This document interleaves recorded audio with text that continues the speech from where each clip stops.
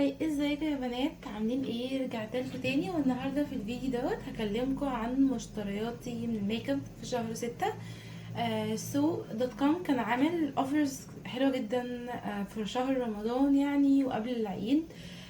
فانا كنت عايزه اجرب ميك اب جديد عشان اقول لكم رايي فيه. فلما لقيت الاوفرز دي يعني اتشجعت ان انا اجيب حاجات عشان اقول لكم ايه رايي فيه. فيلا بينا علشان نعرف ايه هي الحاجات اللي انا جبتها. اول حاجه جبت الفاونديشن اهو. دوت من ماكس فاكتور، اسمه سكين يومينايزر ميراكل فاونديشن. تمام، دي الدرجة نيود 47. الفاونديشن صراحة انا انبهرت بيه، حلو جدا. تخطيطه متوسطة. عجبني فيه ان درجاته على اصفر. وعموما انتوا لو عايزين تعرفوا الدرجات ممكن تروحوا فيسز او مزايا فيها كل البراندز دي علشان تعرفوا درجتكم بالظبط وتعرفوا هل هي على اصفر ولا بيج. الكونسيستنسي بتاعته يعني لا تقيل مش خفيف، بس في نفس الوقت سهل انك تدمجيه على البشره، مش زي الفاونديشنز المات يعني. لا حلو قوي. بيدي جلو كمان، زي اضاءه خفيفه، فبعد ما تحطيه على بشرتك فعلا شكله بيبقى جميل جدا. مش بيأكسد.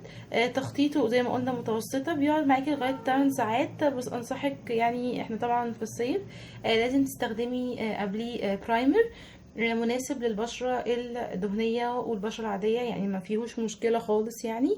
بس من فعلا يعني انا مبسوطة جدا ان انا جربته. هو سعره اصلا في الستور يعني في حدود 450. بس انا زي ما قلت لكم كان في اوفر على سوق، جبته ب 218. اوكي.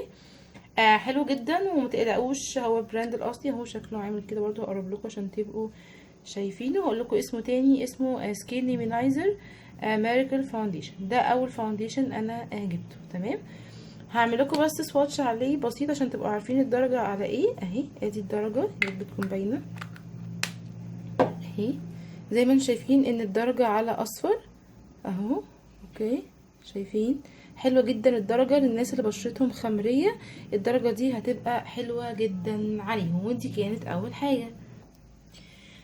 تاني فاونديشن انا جبته برضو من على سوق. طبعا اللاين بتاع لوريال انفاليبل بكل الاشكال بتاعته. كل البلاجرز تقريبا بيقولوا ان هم احسن فاونديشنز موجودين من الدراج ستور يعني، وان هم اتقل حاجة وفي التغطية احسن حاجة.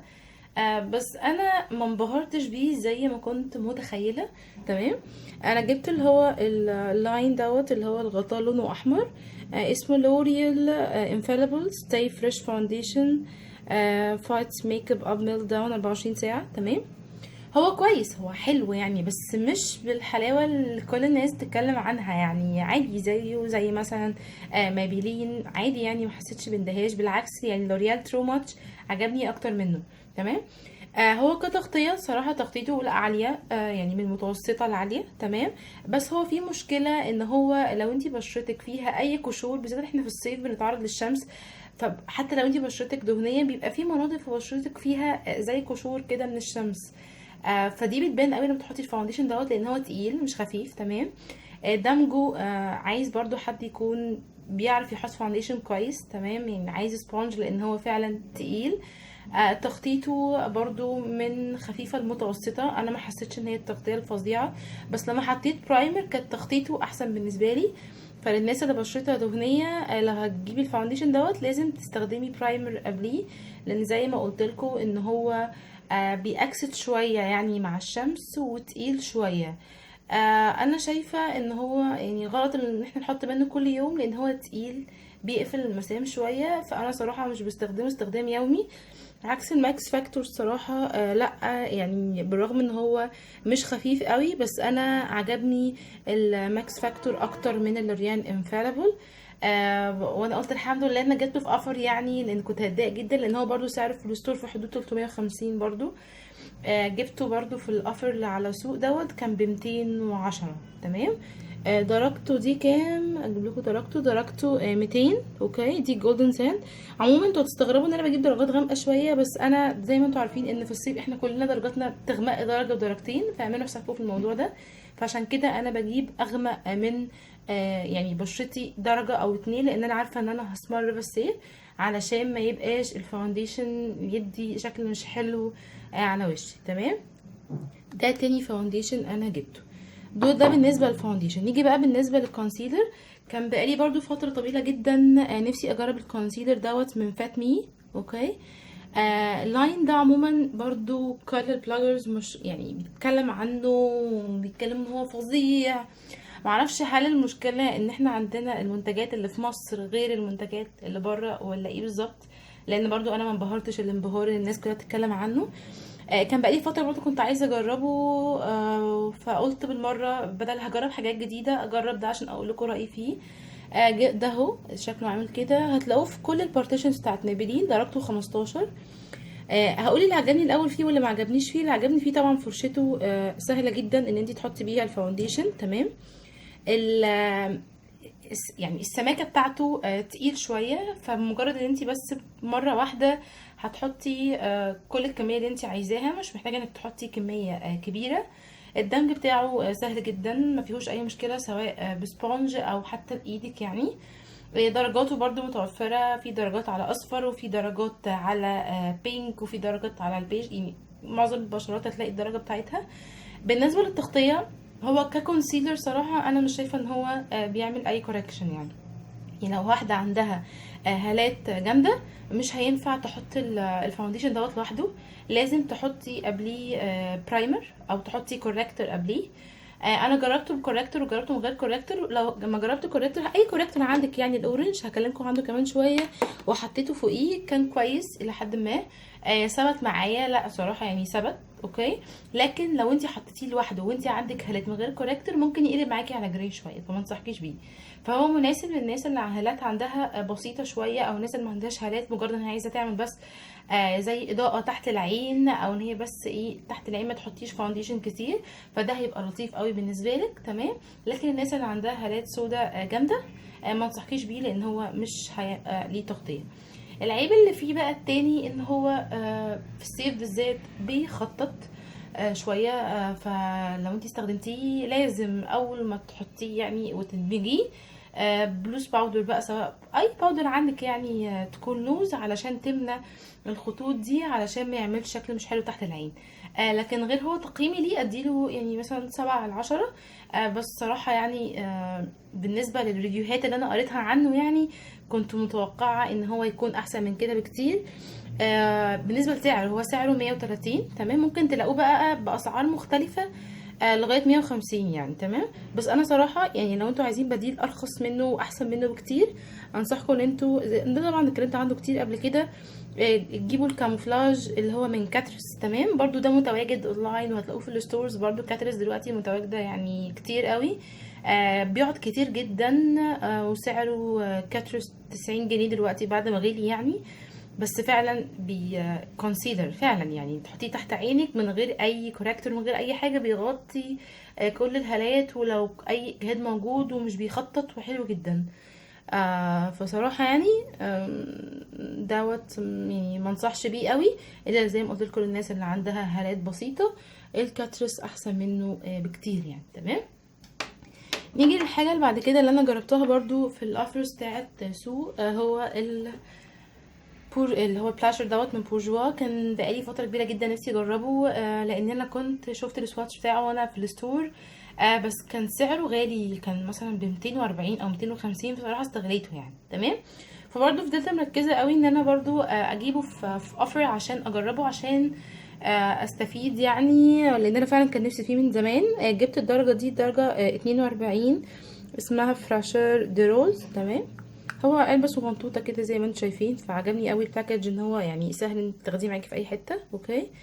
طبعا بمرايه، والفرشه بتاعته جميله قوي. من ضمن الحاجات اللي عجبتني فيه الفرشه، سهله قوي انك تستخدمي بيها يعني. دي درجته، هعمل لكم سواتش عليها يعني واحده اهو. بصوا هو فيه جلاتر شويه كده، هو الشيمري، مش عارفه هيبقى باين ولا لا. اهو بصوا. حلو جدا جدا جدا، عجبني للاستخدام اليومي. اوكي. لان درجته الشامر اللي فيها مش جامد قوي، ودرجته كمان تمشي مع الناس اللي بيدوا الناس السمر، يعني تمشي مع كل الدرجات. انا بحب الدرجه قوي دي اللي هي مش بينك، جاي على خوخي شويه. حلوه جدا. وكمان حجمه كبير على فكره، يعني دوت كام جرام؟ يعني هيقعد معاكم فترة. ده 2.5 جرام، فده كويس جدا للبلاشر، هيقعد معاكم فترة كبيرة يعني. ودوت انا جبته من على سوق برضو في اوفر، كان ب120. بس فعلا من احلى البلاشرز اللي انا جربتها يعني.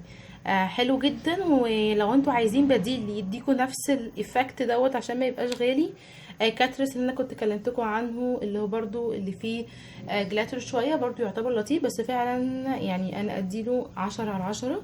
من احلى البلاشرز اللي انا جربتها يعني. حلو من كل حاجة، الباكج والبيجمنتيشن بتاعه حلو، وبيدي لوك ناتشورال، ما بتحسيش بقى ان انتي حاطه رجوع بقى وحاطه بقى كميه كبيره. لا، لطيف قوي وعجبني جدا.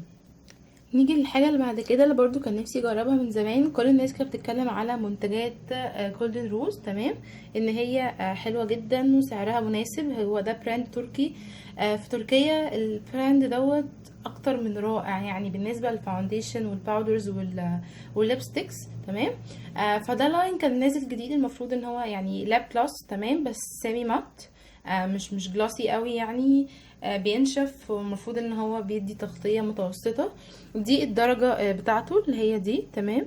هي درجة كمان افتح من كده، اللي هي باينالكو على خوخية شوية. الناس بقى اللي بتحب اللوك اللي هو اللي على نيود هيعجبهم قوي. الناس اللي بتحط تعمل عينيها يعني فاونديشنز تقيل هيعجبهم قوي الروج ده. ده درجته كام؟ درجته 10، تمام. ده من جولدن روز، برضو جبته من على سوق. هو مش متوفر في الستورز، متوفر اونلاين بس. اوكي، لان زي ما قلت لكم البراند دي مش موجوده، احنا عندنا بس فلورمار هنا. لطيف، مش وحش سعره. انا جبته ب44 جنيه، تمام. كميته كويسه. بس انا عندي معاه مشكله ان هو ريحته مش حلوه خالص. وانا بتضايق جدا من الروجات اللي هي بتبقى ريحتها مش لطيفه. لا، ريحته ما عجبتنيش صراحه. بالنسبه ان هو يعني ثابت ولا لا، يعني يعتبر انا بالنسبه لي ده الموضوع مش هيفرق. بس للناس اللي بتحب الروجات الثابته، فهو لا، هو مش ثابت يعني. انت لو كلتي وشربتي عليه هيروح تماما. بس هو تجربه لطيفه لو انت عايز تغيير للصيف يعني، حاجه خفيفه للبحر، تديكي كده لوك ناتشورال يعني. فده مش وحش، لطيف يعني. هقول لكم برضو اسمه تاني ايه. اسمه جولدن روز ليكسري ريتش كولر ليب جلوس، وده شكله تمام. ده شكل العلبه يعني. اوكي، نيجي بقى الحاجة اللي عجبتني جدا. دي من ايفن. دوت جل الحواجب، ده كان نازل جديد من ايفن، تمام. كان سعره 55 جنيه. عايزه اقول لكم ان هو حلو جدا جدا. الدرجة دي درجة سوفت براون، تمام.